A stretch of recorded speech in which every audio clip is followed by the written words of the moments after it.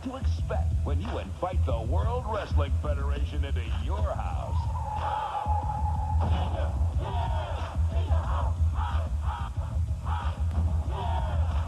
WWF in your house, live Sunday, May 14th on pay-per-view.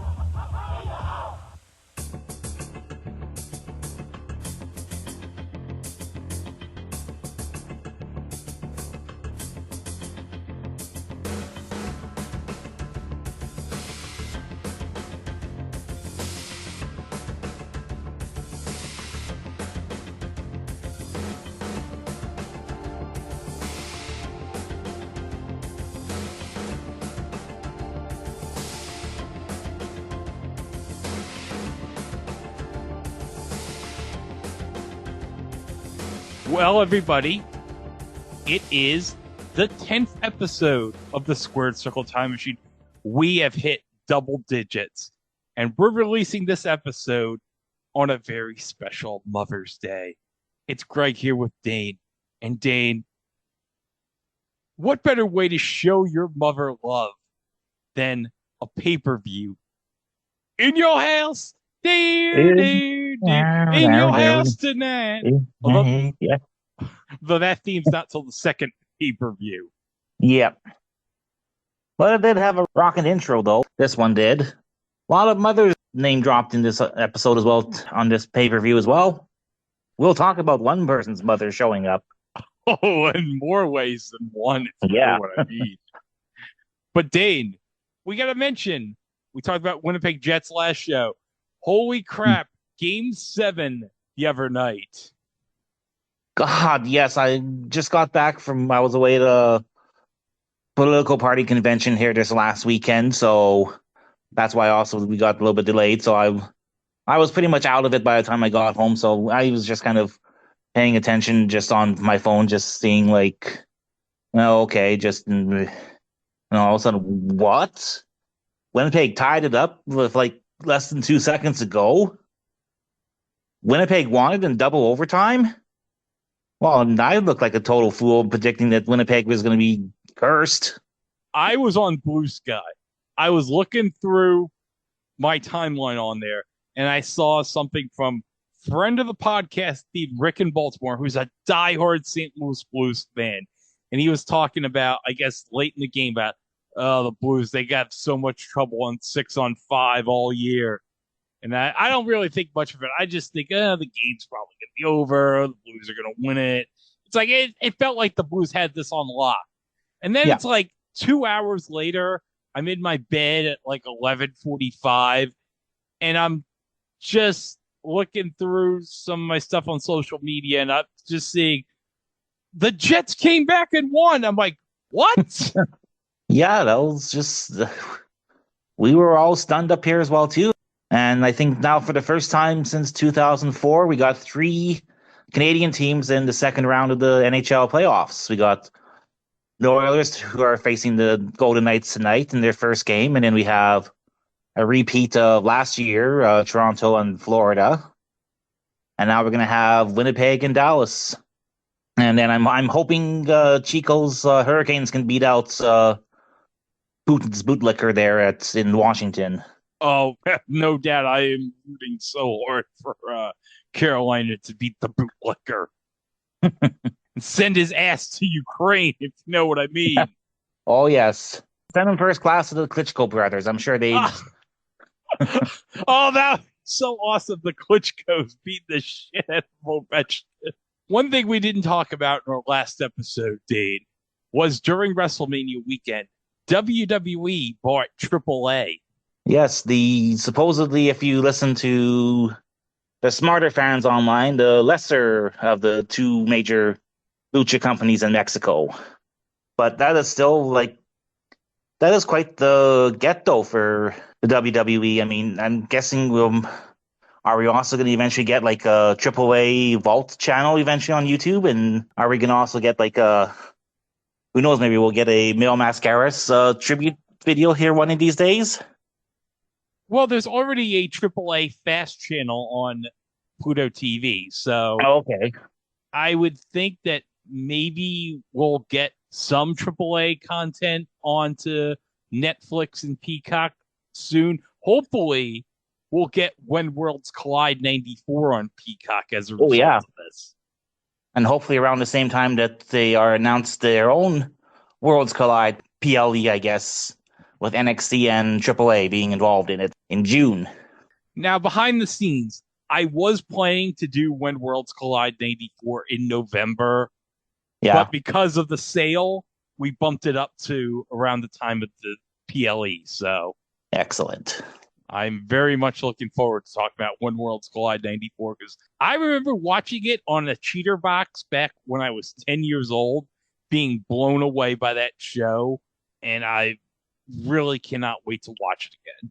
But since our last meeting, we've had a change. We now have a new WWE Women's United States Champion. Yes, we do. This is Zelina Vega.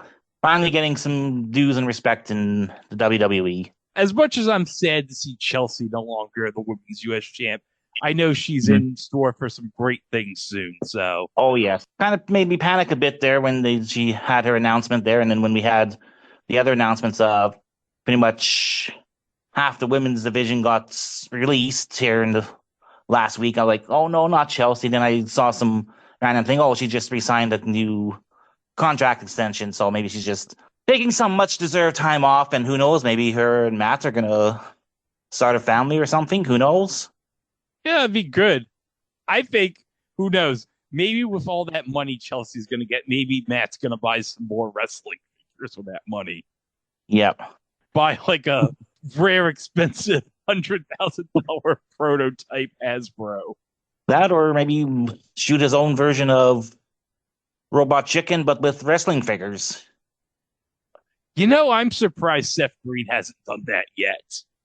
Yeah. I think the closest we had, for that was that, I think, wasn't it like something that when the network came out, it was kind of like I forget the name of it. It was Camp WWE. Are you thinking? Yeah, well, we had Camp WWE, which was just like I could go without having the idea of Ric Flair taking a bear to Space Mountain. And this is, of course, before we had the big debate of would a woman prefer to be stuck in the woods alone with a bear or a man debate last year.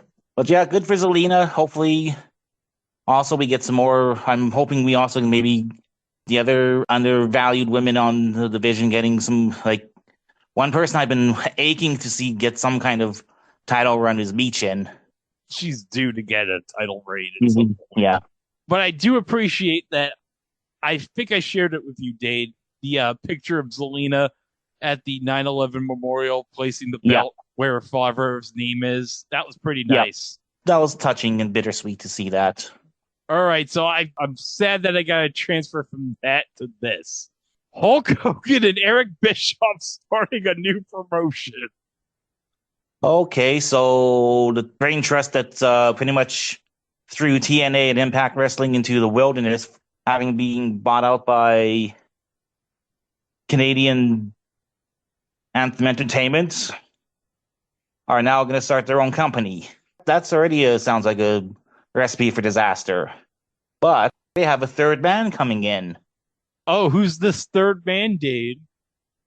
Well, I was disappointed to learn it wasn't Jason Hervey, or could have been, I don't know, or could have been the guy that's played Ted Turner on the Conan show there, but no, it's some freestyle wrestling guy named Izzy.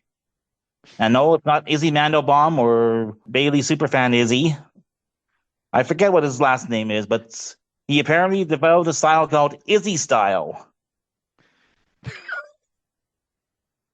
And that is just... And because everything with Hogan now these days has to be branded Real American, its name is going to be the Real American Freestyle Wrestling. So my question here is this going to be kind of like their attempt of like trying to create Pancrase or all the other attempts at work shoot fights in Japan that people like Dave Meltzer got excited about in the early 90s? Because I'm pretty sure UFC has that market now pretty much covered. Yeah, I'm pretty sure at this point we don't need to have like real worked fights in Yeah, 2025. yeah. And as well as we have like Josh Barnett doing his blood sport thing in cooperation with Game Changer Wrestling there. And you also got to still think that after getting booed the shit out on the Raw debut on Netflix, figure Hogan would want to kind of lay low, brother. He said that doesn't work for me, brother. Although Dane, I do like the idea of Hogan, Bischoff, and Will Forte as Ted Turner going to business together on a promotion. You could have gotten like Teddy Jr. as like the commissioner of the Yeah. federation, and he'd make the decisions. And every time like a decision would be announced, you'd cut to his stone cold eyes that are dead inside. Oh, when we talked about WrestleMania last week, we did not mention about Joe Hendrix. We missed out on that big moment. Oh yeah, Joe Hendrix. That seems to have also divided the internet wrestling community because, oh no, poor Joe's getting buried. He gets to live out probably a lifelong dream to come out in front of 60,000 people. They're all singing his song. They're all doing the wave. He gets about a 5-minute shine match with Randy Orton, who's arguably one of the best of the modern generation. And you even had like the brief second of like showing Randy kind of bobbing his head to the Joe Henry theme. But yeah, he's being buried, I guess. So that just shows it's. I think Matthew of Botchmania once said it best: the only people who hate wrestling more than non-wrestling fans are wrestling fans. You know, I wouldn't have had a problem with it if he hadn't had a brief stint in the Rumble. Like, if he had gotten like 10 minutes in the Rumble, then I wouldn't have had a problem with it. But it's like that combined with just a 5-minute match, and then afterwards, it's like, it doesn't hurt to give him like some shine. Yeah, but now he seems to be pulled in 3 different directions here now, as he's got a feud with Trick Williams in NXT and TNA now, and I'm guessing Frankie Kazarian's still sniffing around for that title, and should be interesting at least to see, because you almost have to think that's like much like with like eventually with Jordan Grace here, that's they're angling like whenever if and when his contract comes up, he gets an offer from the WWE and he's NXT then permanently. Yeah, I think he's bound to go to NXT once the contract finally runs out, whenever it is. Yeah. And trust me, he's going to be super over when he gets to NXT. Yeah. And I do think at some point before the end of the year, I do think we're going to see a John Cena Joe Hendry match. Yes, they've been angling that for a little bit. They've been teasing it online, and let's get it done, boys. Actually, no, I have a better idea. As part of John Cena's plan to ruin wrestling, he faces Joe Hendry at Slammiversary in New York. Oh, God. But that's it for current wrestling. Now let's go back to 30 years ago this week, where for the first time, the WWF, 1 month after a pay-per-view, held another pay-per-view. Yes, we did. Although technically, I don't know, did this Tuesday in Texas kind of count as something like that too, or? Oh yeah, you're right, because that was early December 91, and Survivor Series was late November 91 around Thanksgiving. Yeah, but I don't really count that, because I don't know how many people had this Tuesday in Texas. Not a lot, because apparently that was an experiment that Vince wanted to try doing, like kind of like what TNA would end up doing when they started off doing weekly pay-per-views, and I guess the buys weren't there enough to make it attainable. But now, oh yes, here in '95, things have changed a little bit, because we have down in Hotlanta, Hulkster is down there doing things with Vader, and eventually around this time we'll be doing things with the Dungeon of Doom. And I think around this time, WCW is also going to almost monthly pay-per-views. Yeah, although I think they didn't go full-time until 97, because I know they didn't have a spring stampede in 95 and 96 for whatever reason. Okay. This is WWF In Your House 1. So I didn't realize that this was going to be like a thing every couple of months or so. So when they did like the second In Your House, I was confused. I was like, didn't they just do an In Your House? But then I realized, oh, this is like their Clash of the Champions, except it's on paper. Yeah. So that's it. And for the first ever In Your House, the WWF decided to get people hooked on this pay-per-view. They decided, we're going to give away a house.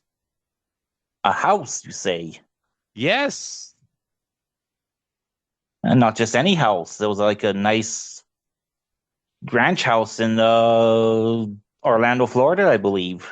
Yeah. Near a golf course. Yeah. Which we'll hear quite a bit from our debuting commentator tonight, as he keeps insisting on the winner to give him the tea time. Oh, you know what? We'll talk about him later on in a bit, but I will say, I would totally fight Michael Hayes as Dok Hendrix. Not Michael P.S. Hayes. I just want to invite him as Dok Hendrix to my house. Yeah. Will he bring the giant black velvet painting of himself as Dok Hendrix, too? Well, I have had a request, Dave. If for whatever reason I shall die, okay, my request is, like, at my funeral, I want hanging over my casket the picture of Doc praying while up above is the portrait of him. Because I just find that the funniest picture of all time. Yeah. I just love Doc's face, like this angelic face he makes.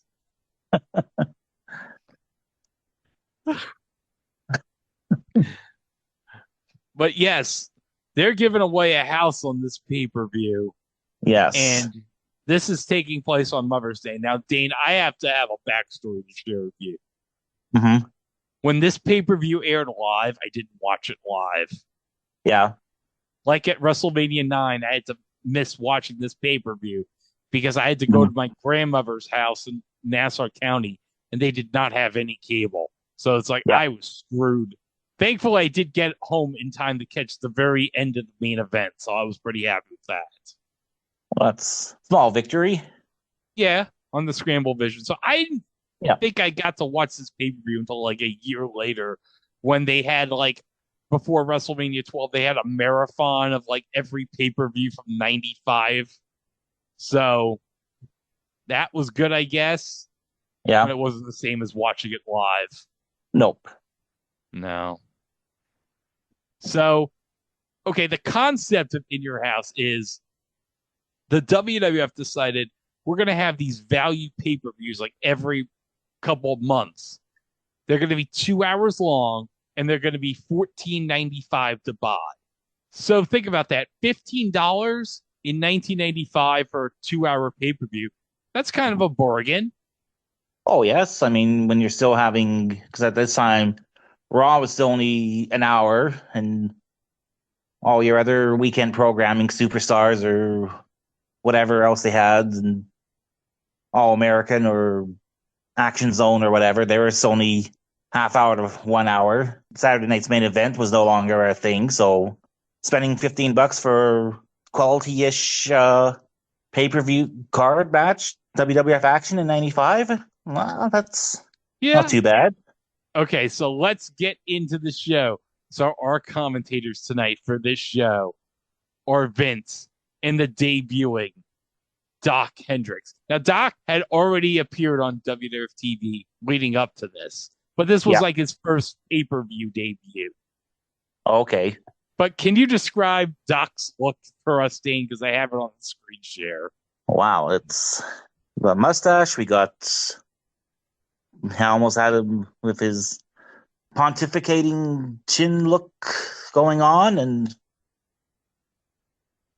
hair all nicely coiffed and spiked a little bit, and here we go. And he's got a nice gold sports coat on. Oh, yeah. I'm sure Ed Whalen would love to call him out on that, wondering if he also raided Bozo the Clown's closet.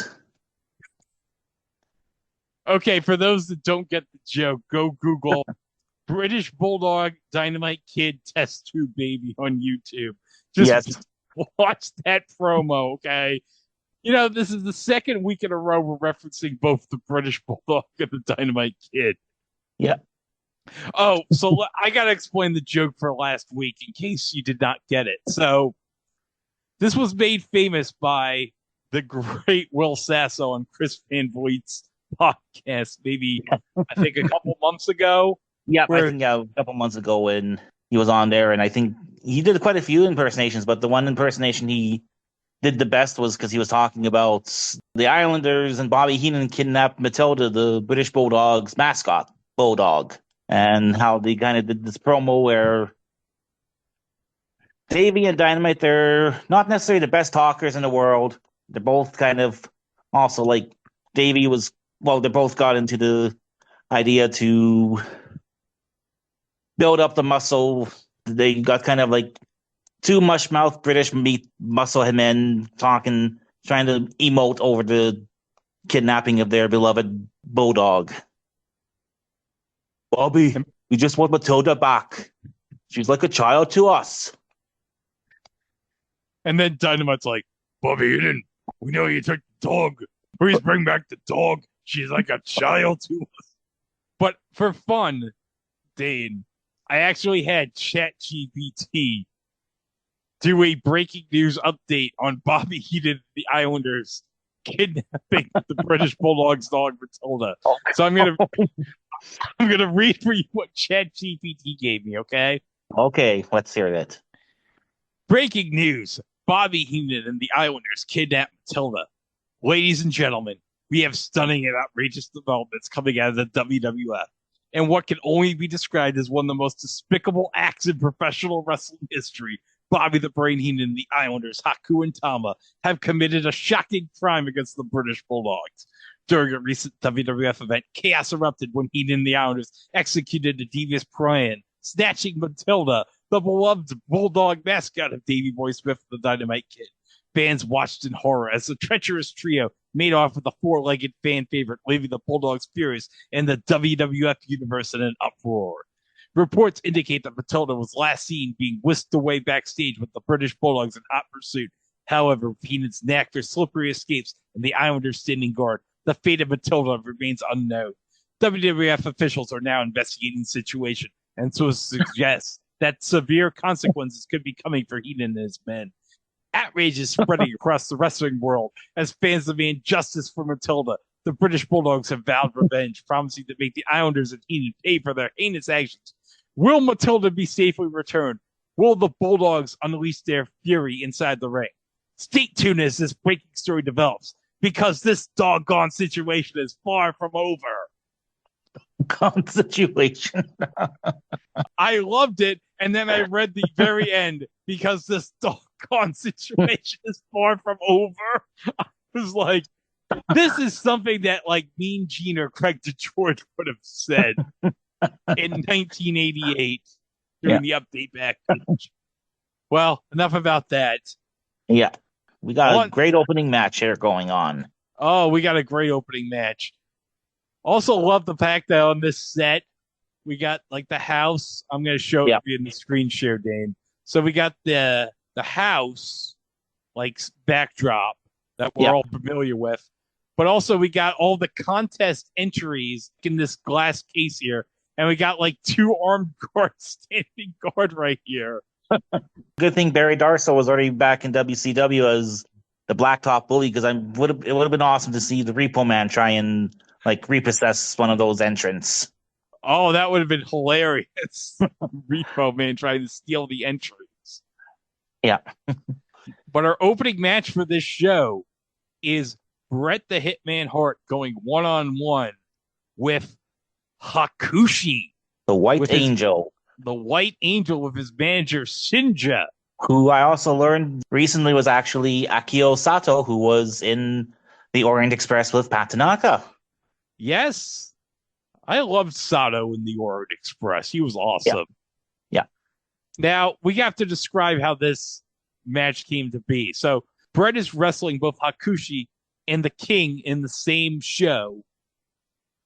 And I Mm-hmm. think this stemmed because Brett was getting the WWF Superstar of the Year award on Superstars, and Jerry Lawler made accusations that Bret Hart was a racist. Yes, I remembered this story because also then that's why we got spoiler Owen Hart choosing his mystery tag team partner at WrestleMania 11, who we'll see later on the show. Owen wants to show up that he is not racist. Okay, so we have this matchup, Bret and Hakushi. Now I gotta say, Dave, Hakushi, I remember watching him and being like, wow, this guy is amazing. Yeah, like he had a definite look, and this is like even before like caring about moves and stuff like that. He just had such a great look, such a great move sets, and he impressed me quite a bit in '95. It's a shame that we did not have the light heavyweight division like around this time, that they didn't Yeah. start until 98. Because I think he would have been awesome in that division with Taka. Oh yes. Oh yeah. He would have. Him and Taka would have torn down many houses. Okay, so we have Bret against Hakushi. Now, since we didn't have Scott in our last episode, I got him here. I got his review of In Your House 1 right here. So let's Mhm. go over this. Hakushi was actually quite the breath of fresh air in 1995, getting over without speaking English or wrestling WWF main event style. This, of course, was far too threatening to those on top, and he was crushed by the Clique as a result. He was managed by Shinja, who was former Orient Express member Akio Sato in white face makeup. Hakushi grabs a headlock to start, and they do a stalemate sequence. Hakushi uses the hair to take Bret down, and they exchange wrist locks before Hakushi gets a shoulder block for 2. To the arm bar, and they work off that for a bit before messing something up on a crisscross. So Bret improvises with hip toss and arm drags to send Hakushi to the outside. He sneaks back in and attacks Bret from behind, but Bret pounds him in the corner. Bret gets reversed with his turnbuckle bump, and Hakushi gets a pump slash for 2. He stomps a mud hole and actually gets an early form of the Bronco Buster without the obvious gay undertones like with Sean Waltman. Yeah, that was interesting to see. Though just only a single crotch in the face bump. That was it. Not repeatedly forcing it afterwards. Well, this is like 1995 when they're trying to be Yeah. family friendly. Bret tries a roll up, but gets reversed to the floor and attacked by Shinja. Back in, Hakushi pounds away with nothing of consequence and chokes him out on the corner. He starts chopping and gets a handspring elbow and board choking. There's just too much dead space in between moves. They slug it out, and Hakushi uses the good old thumb to the eye and gets a backbreaker for 2. To the top, and a beautiful diving headbutt gets 2. He heads to the apron and springboards in with a splash, but misses, and Bret makes the comeback. Wait for it, wait for it. 5 moves of doom. Russian leg sleep. Bulldog. Backbreaker. Second rope elbow. And sharpshooter in this case. He gets distracted by Shinja, but manages an atomic dropping clothesline with a great 0.8 Janetti sell by Hakushi to keep Hakushi down. Bret hammers away on the ropes, but gets tripped up by Shinja and stops to hit him with a tope. Back in, Hakushi drop kicks him, coming in for 2. Not this way, cries Vince. Not with a drop kick? Is there something inherently bad about drop kicks? Bret reverses a suplex, and they do an insane double bump over the top into the floor. I mean, they barely even touch the apron on the way down. Bret goes after Shinja again, and Hakushi hits him with an aside moonsault that gets nearly 3 seconds of hang time. The crowd actually starts chanting for Hakushi. It's amazing, like even because I almost want to talk like you kind of almost can see it now since January. Like even here, like with Io Sky, like she has really starting to catch momentum with fans between the Rumble and being part of the first 5-star women's match from Dave Meltzer. It's just amazing to see just how you can, and you don't necessarily need to speak English to get over with American fans. If you have an impressive moveset that's never or stronger work ethic, you can get over. So yeah, take that, Vince Russo, and your lack of thinking that non-English speaking people can't get over in American wrestling. Bro, I know what I'm talking about, bro. I don't with the little smooch, whatever they do in Japan there, bro. Brett fights his way back to the apron and reverses a suplex in, and they reverse off that into a reverse roll by Brett for the pin at 14:41. Hakushi's offense was a bit plodding in the middle, but there was actually some crazy stuff in here that he didn't see at the time, and Brett gave his usual 110% pay-per-view effort. 3 3/4 stars. Brett, however, with another match later against Jerry Lawler, twists his ankle leaving the ring and may be hurt. Will that come into play somehow later on? We shall see. Meanwhile, we're at the WWF Superstar line where Stan Lane is interviewing, I think it's Alundra Blaze on the phone, Yeah, I think. yeah, yeah. Yeah, it was Alundra Blaze that was identified as. Todd Pettingill's back there, and then we get interrupted by Jerry the King Lawler, who's insisting on winning the match now with Brett. No, Jerry, you're going to have to wait for the match. I mean, we got like 3 or 4 matches to go before yours. But then Jerry gets an important announcement saying that his mother is apparently there. So wait, his mother's apparently there? Yeah, and on Mother's Day yet too. Oh, how nice. Jerry's mother has come to visit him in upstate New York. Maybe they're going to see the Aurora Borealis while getting some steamed hams. Yes. I don't think you get many chances to see Aurora Borealis in Memphis, Tennessee. I think you're pretty far away from meteorological event happening. And then meanwhile, we have Stephanie Wyant near the contest entries. Who the hell is she? Because I don't even have like the faintest memory of her at all being on any other of the WWF programmings I saw. You did not get Mania in Canada? No, we didn't. Okay, yeah, she was basically Todd's co-host. Very, very, very late 94 to like summer 95. Okay. I have no idea where crevice they found her from. I mean, Bartlett, it makes sense because someone probably was a fan of Imus, I guess. And they thought maybe get him for Raw or something. And maybe he'll provide something. But I don't know where the hell they found Stephanie Wyant and thought, oh, this would be a good idea to pair up with Todd. All right, so we have a handicap match between Razor Ramon against Double J and the Roadie. Ain't they great? Ain't they great? And Jeff's got the flashing Double J lights on the cowboy hats, looking like a proper dickhead. And he's got the Intercontinental title. I gotta say, I really did dig the Roadie when he debuted. I didn't really realize that he was Bob Armstrong's kid. Yeah.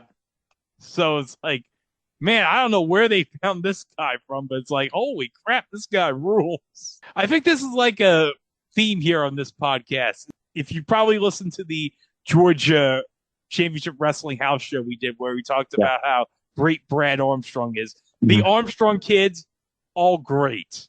Yeah. Low key, we didn't realize this because we were dumb kids, but they were all great. Yeah. It's something you appreciate more when you get older. So this was originally going to be a tag match with Razor and the 1-2-3 Kid. But I don't know if like the kid got like shoot injured or he got worked injured. I don't know. I don't know. I don't remember either. Because he does call into during the match, like kind of updating that he's going to be back soon and is wishing Razor good luck. But I think the kid's going to be replaced here soon we'll see at the end there. Oh yeah, so we'll tell you what happens after the match. But yeah, the post-match shenanigans. Yeah, post-match shenanigans. So let's go with Scott now. Ramon starts with Jarrett and slugs him down. Jarrett stalls and tries a comeback, but gets dumped and leads Ramon in on a chase that results in a cheap shot from Roadie to turn the tide. Jarrett gets an enziguri and does some strutting, but walks into a blockbuster slam for 2. Roadie comes in with a clothesline and drops a few elbows. Jarrett back in with a sunset flip blocked by Ramon for 2. Reversed by JJ for 2. Ramon counters a suplex with a cradle for 2. Rhodey comes back in and stomps away, but Ramon comes back until a 2-on-1 situation puts him down again. It's odd, although generally the way of wrestling, that the worst of the Armstrong family became the most famous of them. Ramon does his, I'm going to give you a razor's edge despite facing the wrong way and being 5 inches from the ropes. Oh shit, you just backdropped me out to the floor spot. And Jarrett nails him from behind to keep Ramon out until 9. Back in, Jarrett goes up with a body press, rolled through for 2. Jeff drop kicks him for 2. Neckbreaker, and he chokes Ramon out, but crotches himself. That's probably where Ramon would make a hot tag, but it's a handicap match, so he makes his own comeback ever, a double KO. Vince helpfully points out the tape on Ramon's boots that says Kid in 1-2-3 Kid's honor. I was thinking that maybe Ramon just took the wrong boots because he was so drunk at the time. But even Waltman wouldn't get stoned enough to wear banana yellow boots. Oof, that hasn't aged well, Scott. No, it hasn't. Backdrop suplex, and it's a lot of laying around to sell the beatings, but Jarrett tags Rhodey in. He drops a knee from the second rope for 2. That looked botched for some reason. Rhodey hits the chin lock, but Ramon comes back with the backdrop suplex from the top. Jarrett attacks from behind and goes for the knee to set up a figure 4, but Ramon shoves him into Rhodey and finishes with the edge at 12:39. Well, that was certainly long. 2.5 stars.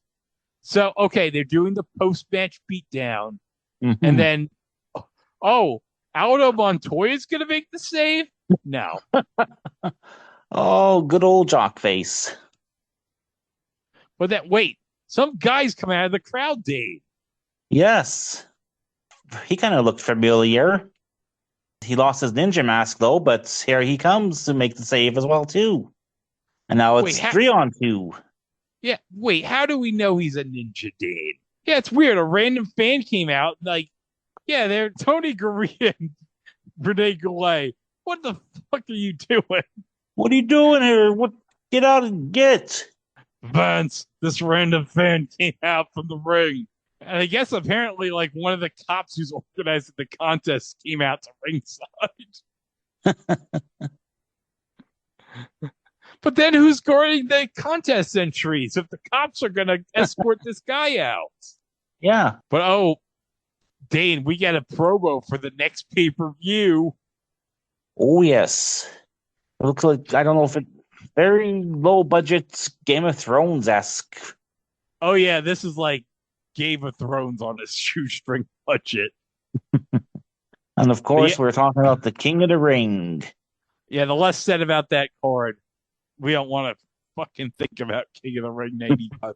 Although I got Speaking of which, wait a minute. I got this whole thing with the people that are coming in like these medieval times guys. Yeah.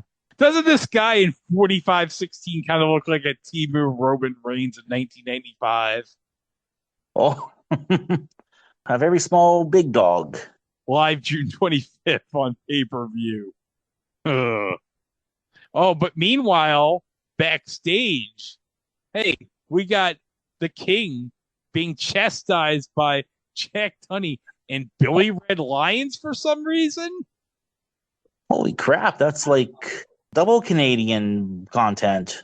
Yeah, they were really trying to get the CanCon onto this pay-per-view, even though, I guess maybe because you're in upstate New York, maybe you're required to have CanCon. Probably.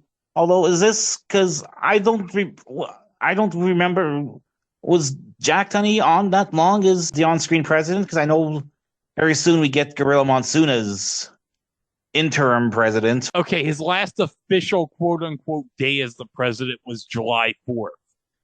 Okay. So it's 2 months after this, he quote-unquote retires.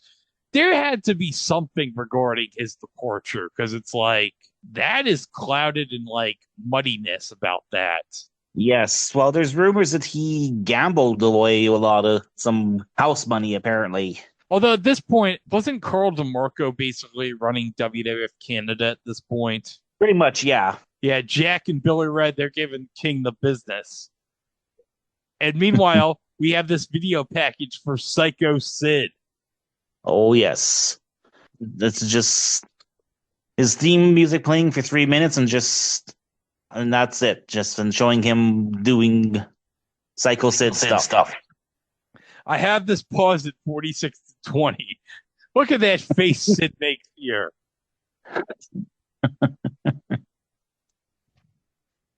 Oh, yes. Oh, man. Oh, I need to point out because it's not on this show. It's on the pre-show prior to this one, prior to the pay-per-view. It's not on this show. I thought it was. But in the pre-show, it's the famous interview where Sid is being interviewed by Jim Ross. Is this the We're Live, pal? Yeah, hold on a second. I'm going to play it right here. You can bring the heavy offense, but there are a lot of skeptics that think that perhaps you can't take it, that you can't take the punishment that Diesel will give you tonight. How do you address those skeptics? Well, the skeptics and all the people have a little bit of... Let me do this again. Oh, it's live, Hal. Sorry. Oh, that's still good old Sid. I so love the moment, like when Brett did his heel turn after the cage match for the Go Home WrestleMania show. When he does the whole frustrated isn't the goddamn word for it. This is bullshit. And he calls out Sid again, and he tells Sid like that belt is mine, and Sid like audibly yells like straight up on the camera, "I don't know shit, crybaby." No wonder it kind of led to knowing that he only had half the mind that Kevin Nash has. You know, one of my all-time favorite Sid promos, and hopefully if we do Royal Rumble 97 next year, there's a promo that Sid cuts in an empty Alamo Dome. Oh, yes, I remember that one, because he's doing the typical whispery, and even I think even like name drops like Friedrich Nietzsche as well too. But I know what part you like that you're gonna want to talk about. Oh, my favorite part of this promo Sid cuts is how he talks about how, Sean, you could invite all your friends from your hometown. They're all going to be sitting up there. And then in the upper deck, Jose will summon all the Mexicans from Mexico. All the Mexicans from Mexico are going to be at the show by Jose. Oh, God. But meanwhile, we have fucking Barry Dudinsky advertising this Bret Hart shirt. Now, can we explain who Barry Dudinsky was? Please do, because this is another guy I have no bloody clue who he is. He's like some guy that they would get to like hawk all this merchandise shit on camera on like episodes of Raw and stuff. So he's basically a very low rent Don West then, or what? I guess he's supposed to be like the home shopping type guy to get people to call the number to buy this crap. Yeah. I don't know. Well, thankfully we have a nice phone number no longer active. 1-800-TITAN-91. Yes. I do like this Bret Hart shirt, though. Yes. It's a full wraparound shirt, too. Yes. So it's got a printing on both the front and the back. I didn't know shirts could do that kind of stuff until now. I didn't know that they could put stuff on the back of a shirt. Yeah. Oh, hold on a second. I got to pause this real quick. We have like some guy standing above Barry Dudinsky wearing the shirt. Okay, I have it paused at 48:39. This freaking kid right here with these glasses and this mullet. Oh, yes, I saw him too. I'm like, oh my God. I wonder, did Adam Likes give him the mullet of the night for this show? I hope he did, because that is one impressive mullet. Yeah. Meanwhile, we have this fan. I know the sign that says, Undertaker will bury, comma. Well, unless it's like a dark match after this show, he's not on the pay-per-view, so. Because that was another thing that they did was they taped they did like 3 or 4 matches after the show that were like dark matches, and that people would get kind of the full price, I guess, of paying for the tickets. So we got a King of the Ring qualifying match, Dane. Yeah, yes. Apparently we got a King of the Ring qualifying match on a pay-per-view. That's unusual. Yeah. So we have the recently turned heel Mabel of Men on a Mission against Adam Bomb. Oh, man. I'm going to be quite honest with you, Dane. I was kind of pumped for this match. Back in the day, I was pumped too because face Adam Bomb was awesome. But I got a question. Now, I have this paused here at 5101. What is up with this referee's getup for Danny Davis here? What is he wear? Does he have like a bow tie on it or something? And I could not tell you what this fucking outfit is for Danny. like, did he lose a bet or something with the rest of the referees to come up looking like a total goober or something? Well, as we found out in the last episode from Stan, the referees do like to play cards backstage. Yes. High card, low card, and low card comes out just like that. And Danny Davis, I guess, lost or something? Probably. So here is Scott's review. Yes, they actually put this match on a pay-per-view and expected people to like it. Although Brian Clark wasn't that bad at this point. Yeah, seriously, Scotty wasn't. No, I mean, so, like, how do we fall down from Adam Bomb to Wrath, then to Chronic, and then putting on the worst match of 2001 with Brian Adams and his buddies Taker and Kane? Mabel wasn't the guy to motivate him to anything special. Mabel pounds away to start and gets a corner splash, but Adam ducks his second try and slugs away. Shoulder block puts Mabel on the floor, although the physics of that wouldn't seem to agree with the bump taken by Mabel. Bomb follows, and they head back in. As Bomb comes in with a slingshot clothesline for two. To the top with another clothesline for two. Brian is working his ass off here. No shit. Mabel reverses it into the corner and gets his ridiculous rolling kick and a big fat splash for the pin at 208 to completely deflate the crowd. Dud. Vince might have taken a hint from that in later years, but we were still on the verge of the Mabel mega push at this point. Remember, no matter how bad E-Train is, remember that some of us had to live through Mabel. Okay, so we go backstage at the area with the Superstar line, and Todd's with Razor, and that guy. Yes. So let's go to Todd. 1-900 room with the bad guy, Razor Ramon, who was victorious in the handicap match, and then all heck broke loose in the squared circle. Razor Ramon, try to fill us in, please. Todd, have I got a scoop for you?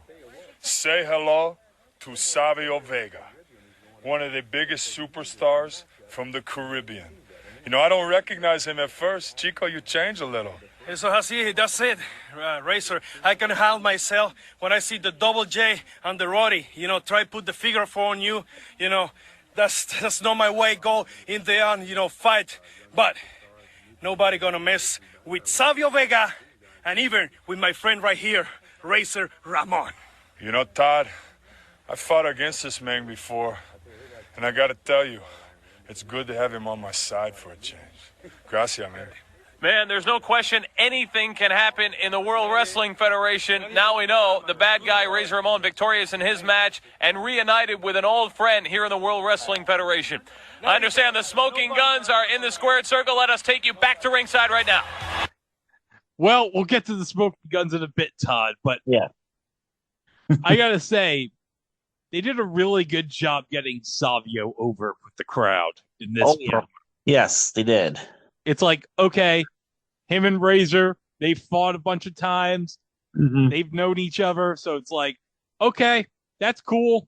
Get him over with the crowd. So Get him over the crowd and introduce him to North American fans who may not have known about his career as TNT in Puerto Rico. And the less said about Quang, the better. we don't talk about Quang. All right. Now we have a rematch from WrestleMania 11. For the WWF Tag Team Championship between Owen Hart and Yokozuna, the reigning champs, against the Smoking Guns. Now, Dane, you teased this earlier. Now, at WrestleMania 11, to prove that unlike Brett, Owen Hart was not a racist. He had a mystery partner for the tag team title match against the Guns. Now, who was that mystery partner, Dane? It was none other than the former two-time WWF champion, Yokozuna. Now, I remember when he announced Yokozuna was his tag partner. I was like amazed, like, what? Yokozuna is back and he's teaming with Owen Hart? Now, my favorite part of the tag match is at the end where Yoko just does all the dominating and then Owen Hart gets the tag and he just goes for the pin and just, that's it. He hasn't, it's like, he just does it to be a fucking dick. Yeah. Typical heel Owen tactic. What can I say? Oh, hold on a second. We have some commotion outside the ring with the smoking gun. So let's go to the video scope here. Again, be the WWF Tag Team Champion. Here comes the King. Wait a minute. I don't blame him. I'd be mad too. Let's get Brett out here. This is supposed to be the Tag Team Championship matchup. Lawler can't wait to have the Hitman back in the ring. We are told. Yeah, and you got the wrong heart coming out there, Jerry. You got the one heart that you probably like still. Yeah, and Tony Garea and freaking Renee Goulet are like, no, Jerry, it's not your match yet. Not your match yet. Go away. Vince, he can't go away. We have Jim Cornette and Mr. Fuji with Owen and Yoko as they come to the ring. Meanwhile, we cut backstage and we have Brett with an ice pack on his knee, just putting his hand on his face. Maybe he was watching the video and being like, oh, Jerry Lawler, you stupid motherfucker. Oh, you idiot. I mean... But yeah, I was kind of wondering, the Guns, they weren't prepared for Yokozuna last month, so maybe they'll have like 6 weeks to prepare, and maybe that will change everything. Maybe, but not quite. Here's Scott. The days when Billy was 220 and had a mullet and a porn star mustache. Billy evades Yoko and gets a pair of drop kicks, and Bart comes in and walks into a shot from Yoko. Owen comes in and gets slammed by Bart, and the Guns get a double team for two. Owen lures Billy back into the corner, and Yoko hammers away on him and gets the Vulcan nerve pinch of death. Yoko was just getting grosser by the day at this point. Owen gets a neck breaker for two. Billy sunset flips him for two. Like Lariat sends Billy to the floor, but he dodges a Yoko splash attempt and heads back in. Owen misses a charge, and Bart gets the hot tag, and the Slime gets two. Backdrop suplex, and they hit a primitive version of 3D for two.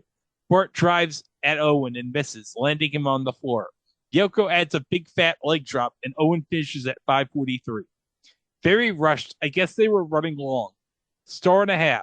The Guns would eventually regain the titles in September of 95. Then I think that then it begins the whole toss around between the Guns and the Body Donnas and the Godwins and whose Sonny's going to be in whose corner. Oh, yeah, that whole shit. Yeah. That was dark days for the tag division when it would like revolve around whoever Sonny was with this week.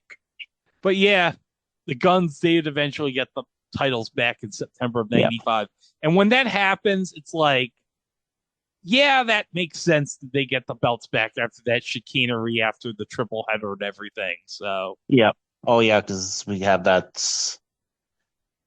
Because now we have also the genesis of probably one of my favorite, somewhat unappreciated stables of Camp Cornette with Yoko, Owen, and we'll also get later down the road, Old Davy Boy. Yep. Meanwhile, we get a backstage interview with Todd and Diesel as Diesel's preparing for the title match with Sid later on tonight. Okay, this was kind of like a weird promo because, I mean, you have Diesel, he's kind of talking, he's being a bit somber and serious there, talking about how he lost his mom last Christmas, so this is kind of like a somber day for him for Mother's Day and stuff like that. I mean... And then all of a sudden he decides to quote the Beatles with doing the whole I am the walrus goo goo gajoob because Sid wants to be the master or something. Wait, Sid wants to be the master? He wants to be Anthony Anally? I guess. Anthony Ainley or John Sim or Roger Delgado. yeah. But man, wouldn't that be funny if like Sid grew like a Anthony Ainley style mustache and talking in like his usual promo style against the Doctor? Yeah. Okay, now we're back into the ring, and Dane, Jerry Lawler is in the ring finally, and he brought a special guest with him. His quote unquote mother. I don't know what you're talking about, Dane. I think that's his actual mother. So let's play this promo for everybody. You can call it commotion. Jerry the King Lawler's in the ring, apparently with his mother. Now, as I said, you peons, what? Bret Hart has dedicated his match to his mother. Not his mother. Oh, Yeah, well, she takes a lot better care of herself than Bret's mother. To ring.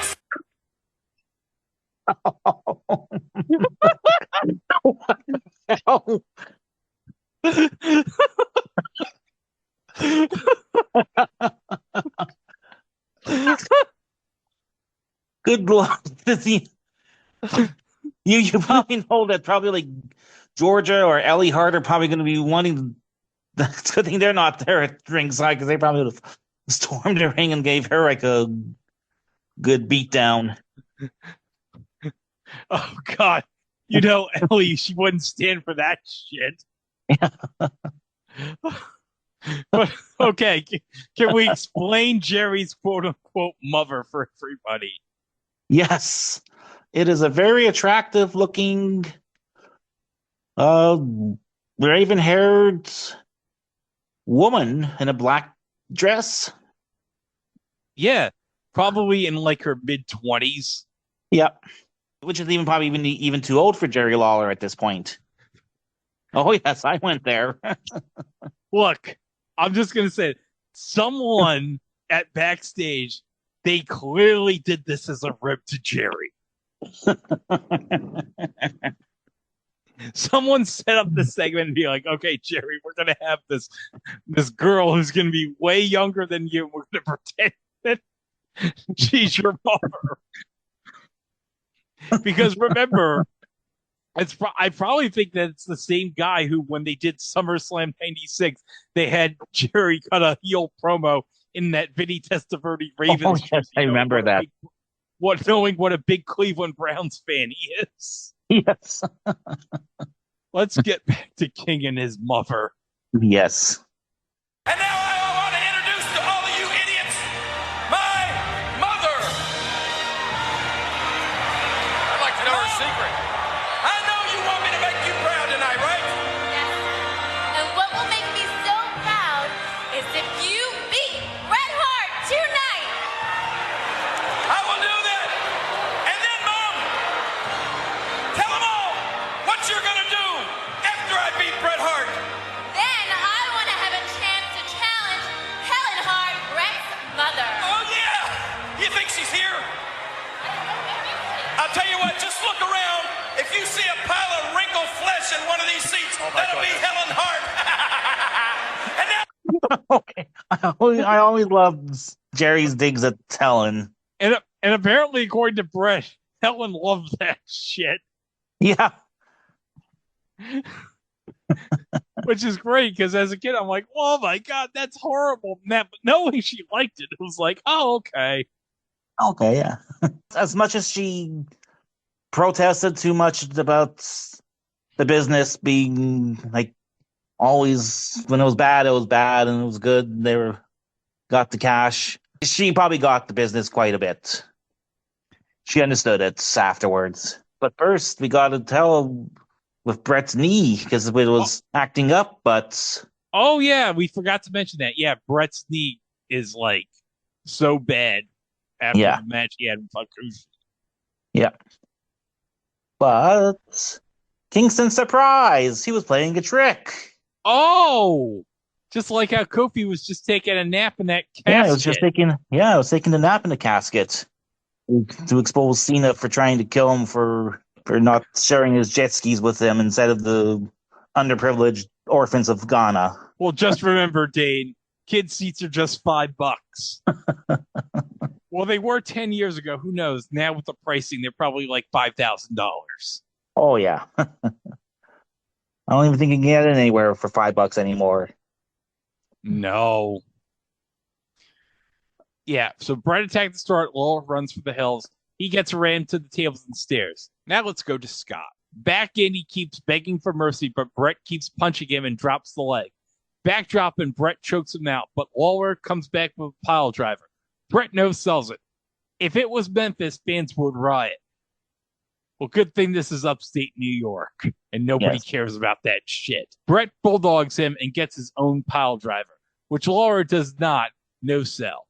Lawler asks for help from his quote-unquote mom, so Brett steps on his head. Lawler goes to the eyes and slams Brett, but stupidly goes up, drawing with the crowd all the way.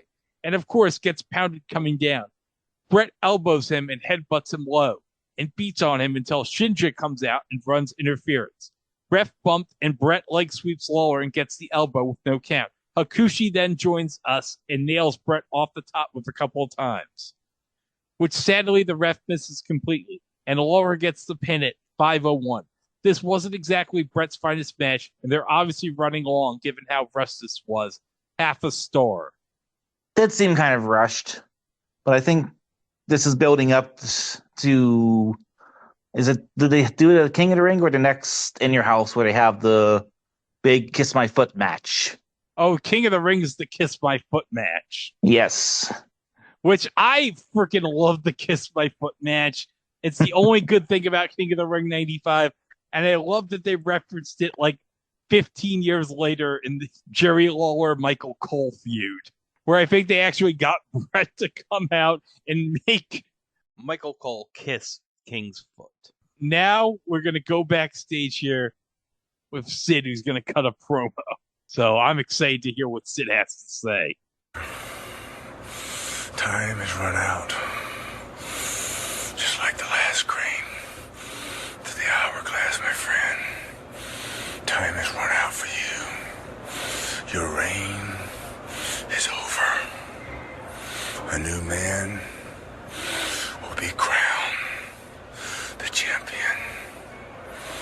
You, my friend Diesel, you have become another one of my symbols.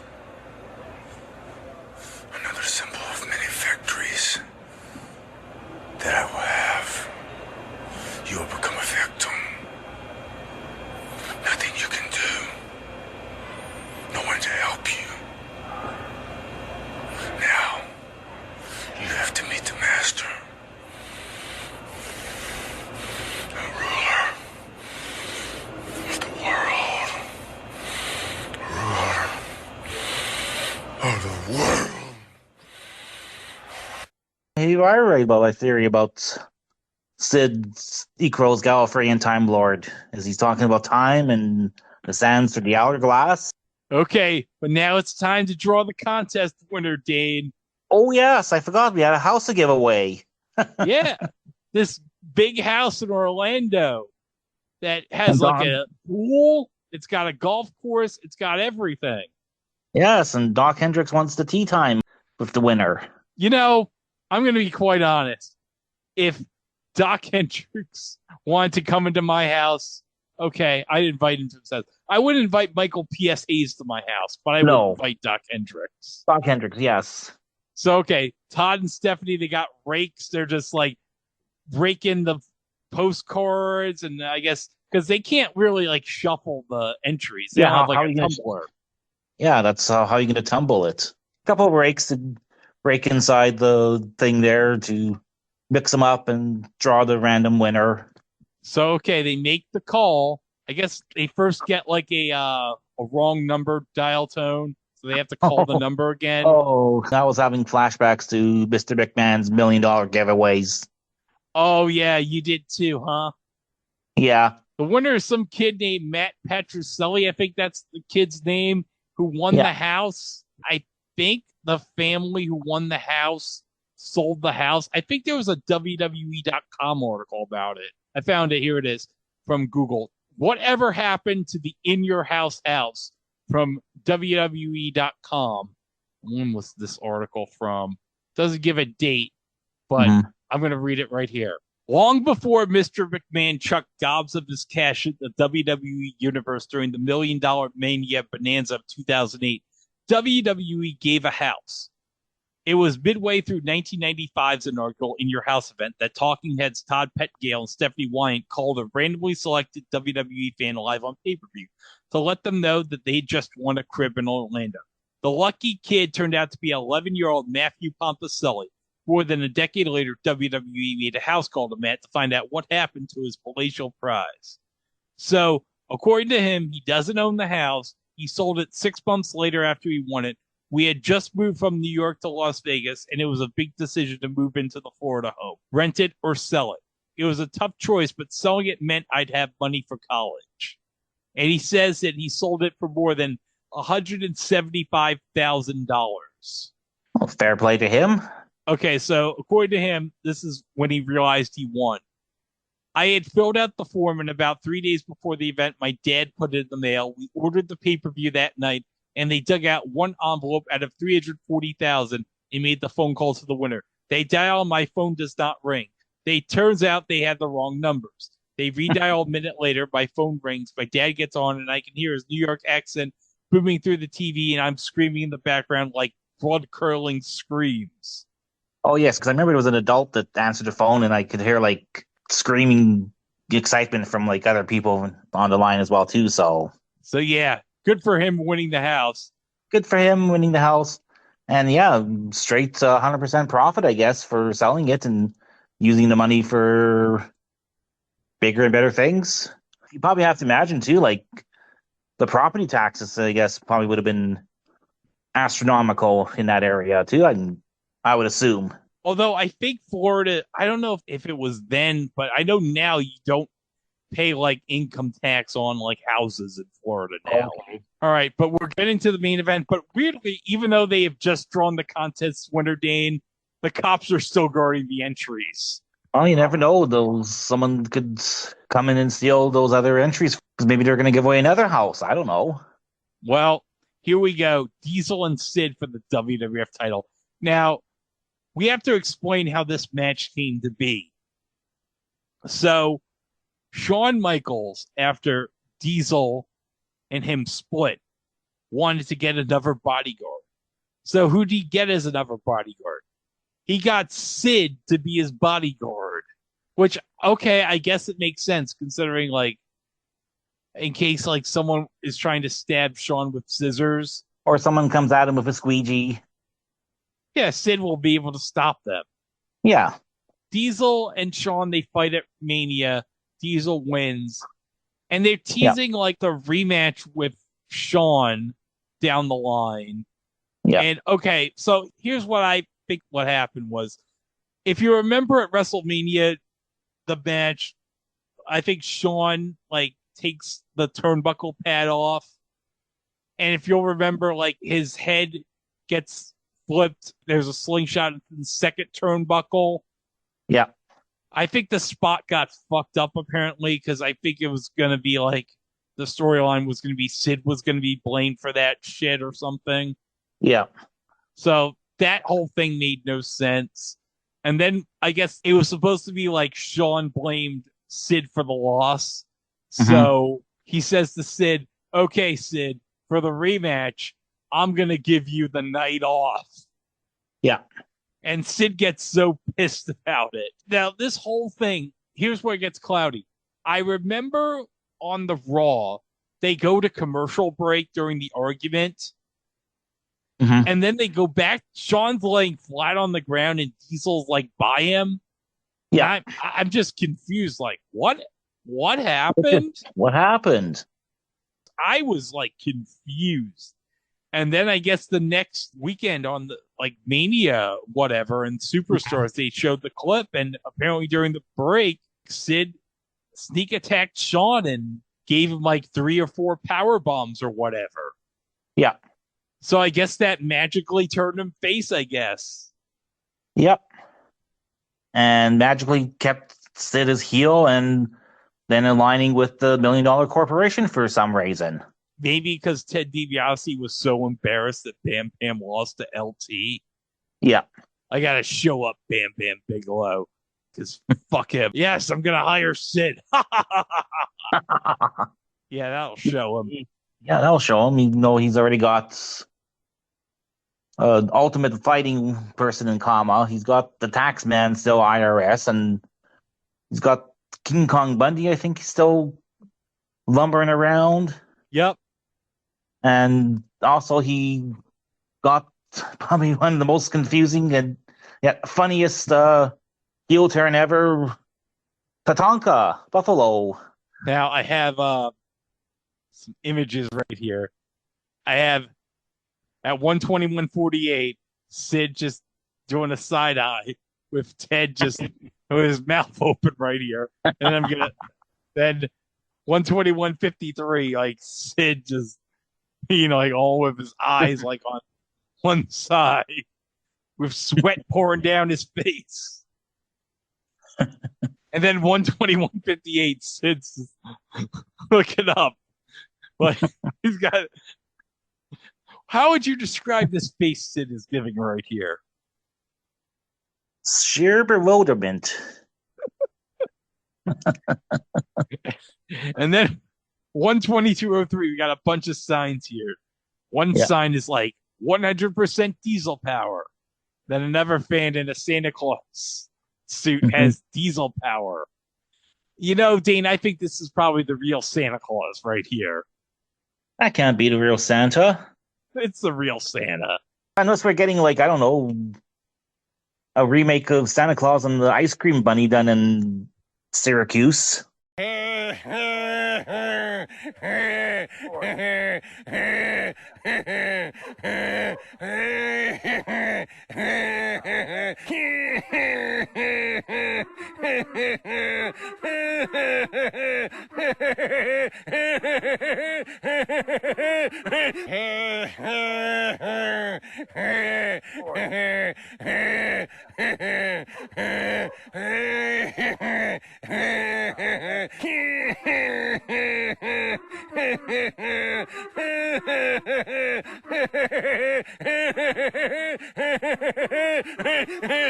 And then we have a sign that says Sid rules the world.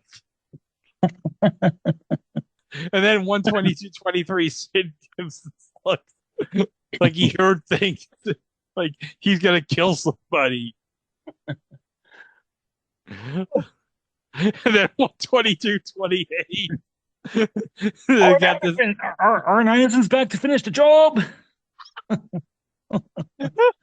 Look, folks, just if you have Peacock and Netflix, we have the time code. Just pause them at the time codes. It'll make this much more funny if you pause it at the exact image we're talking about. And then is 95 Titantron here on the windows of the house. Sid in papered letters. Yeah. I do like these red tights that Sid has on for this match. Yes. I think I remember he had those briefly too in 90 when he had his first run in the Fed as Sid Justice. He had those, and I think also the famous baby blue ones. Oh yeah, that were on his Hasbro figure. Yeah. But now we get the diesel. I think it's what Michael Quinn from OVP described as like the Roseanne babyface theme for Sid. Yes.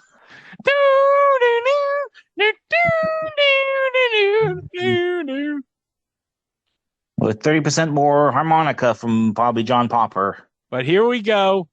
It's the WWF World Title on the line.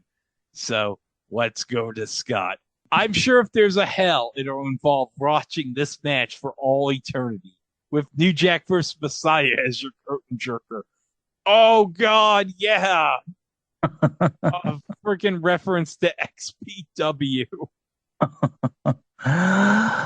Oh, no. Have you ever watched that Dark Side of the Ring about XPW? I tried to watch it, and just everything about Rob Black makes my skin crawl. Oh, dude, you made the right call with that.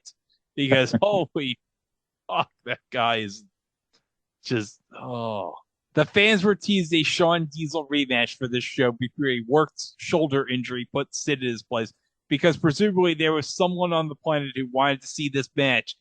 Okay, it was Vince, but that one vote counts for a lot. No, Scott, I wanted to see this match. Who doesn't want? Yeah, I mean, again, this is like 95, 14, 15-year-old of me not giving a shit about internet smart stuff and not knowing anything about this. This is like two giant behemoths colliding. It's the new generation's version of the immovable object in the irresistible force. Yeah, except it's for upstate New York on a $15 budget pay-per-view. Yeah. Diesel whips Sid around to start and elbows him in the corner, prompting Sid to bail. Nash update. He has currently gone 1:05 in this match without tripping or tearing his quad muscle. Oh, yeah, you can tell this is 2003. There's jokes about his quad.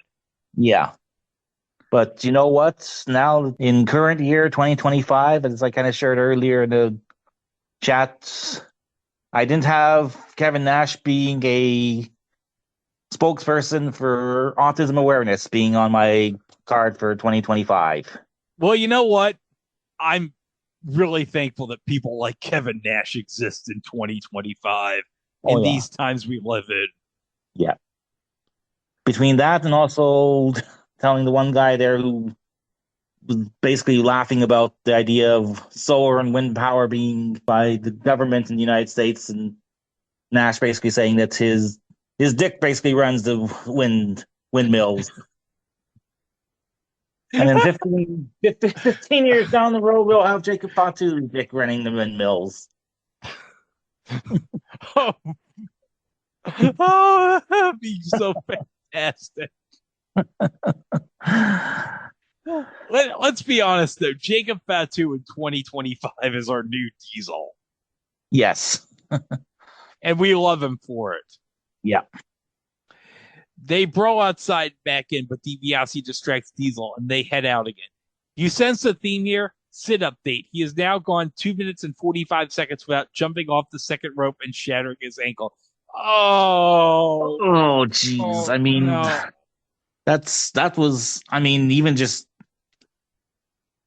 Even Joe Theismann probably was like, damn, I broke my ankle like just a few years ago in kind of not a stupid way, but I can tell you that fucking hurts.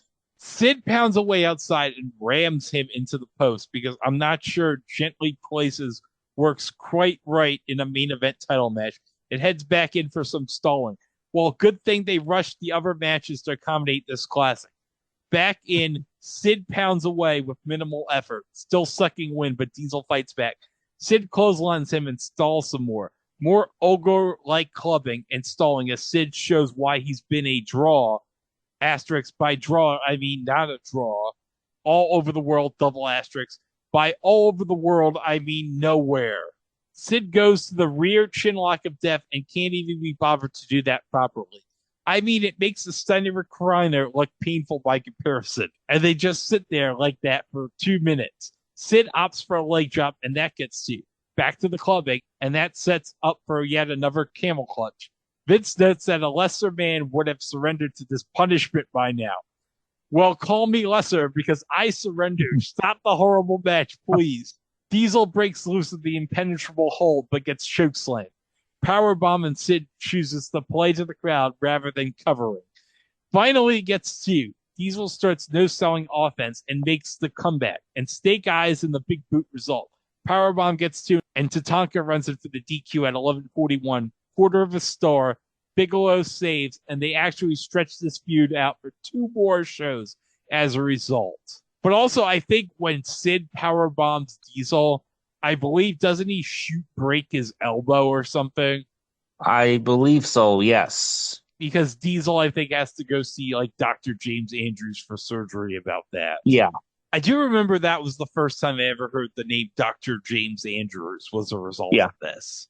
Okay, so that sets up the tag match at King of the Ring between Diesel and Bam Bam against Sid and Tatanka. What did we think about this show? It started off promising with Brett and Hakushi putting on a banger of a match. Then it just kind of went all right there with Razor versus Rhodey and Jarrett as they continue their feud, and we got the reintroduction, I guess, of Savio Vega now, and for some reason, Aldo Montoya coming in for the save. Mabel Atom Bomb was just there. Owen Yoko versus the Guns, that was all right, but I kind of feeling sad. This is the slow decline of Yokozuna's health as he's becoming more and more heavier.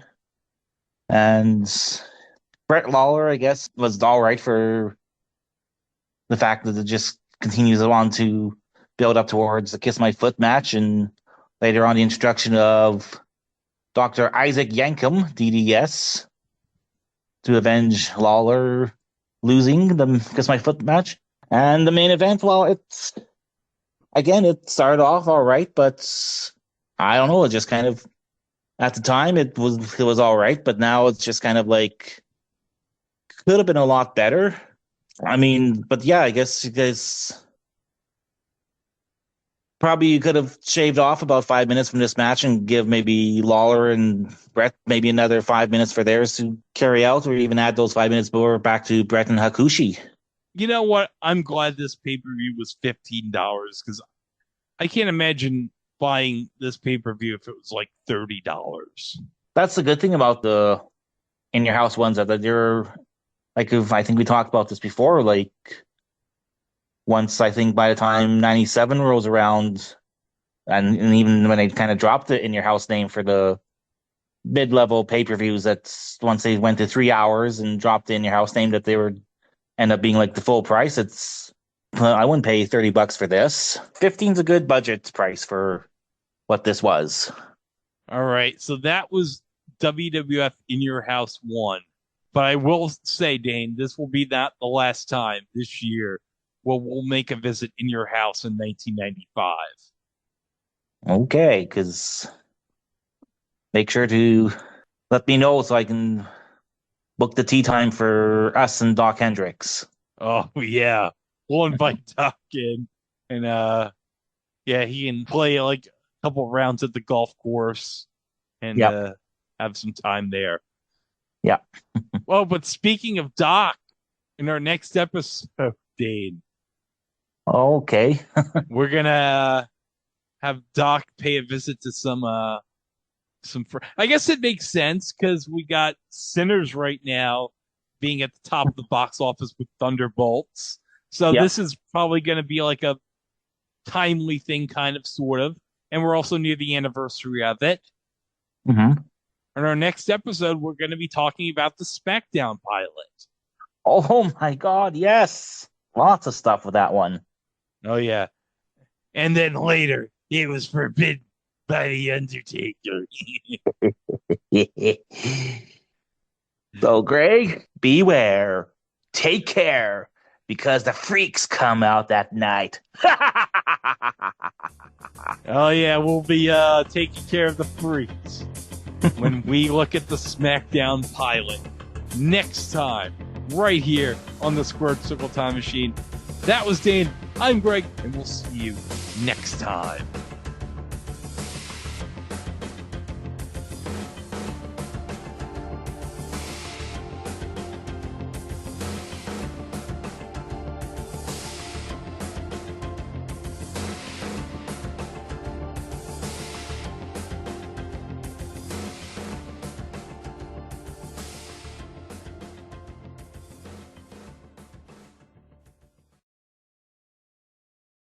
See, over 100 years ago, a great German philosopher, he said, in the act of fighting monsters, in the procedure, be sure that you don't become a monster yourself.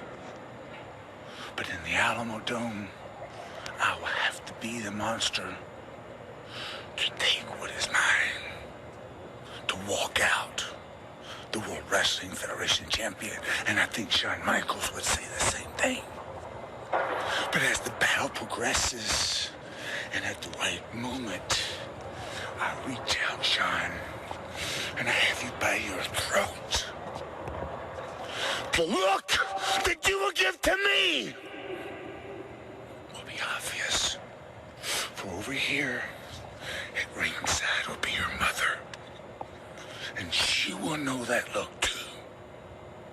And then all the way over here will be Jose. He will know that look too, but this time he won't get on the apron because he knows better.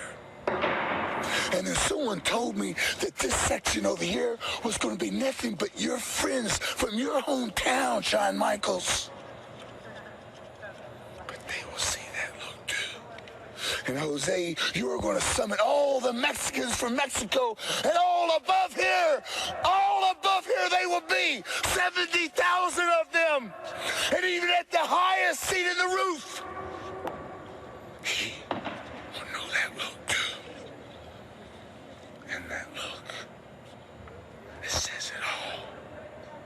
It says, Sid, you are the man.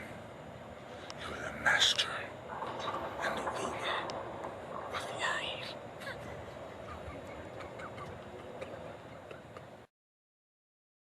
world.